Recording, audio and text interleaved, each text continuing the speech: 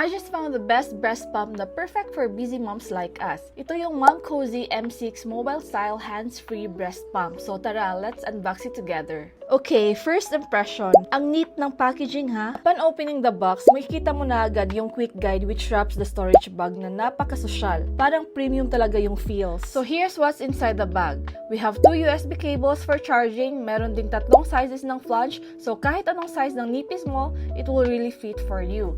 We also have 2 silicone valves and of course, yung full manual for more info. So eto na yung pump mismo.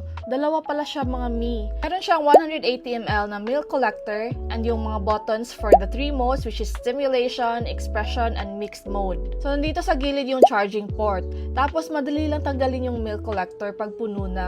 Kaya hassle-free talaga. Ay mga mi, super excited na talaga ako gamitin to paglabas ni baby. Kaya kahit back to work na, ready na tayo. If you're also looking for a hands-free pump for a hassle-free pumping sessions, eto na yun mga mi. Pick the yellow basket kasi super worth it ito, promise.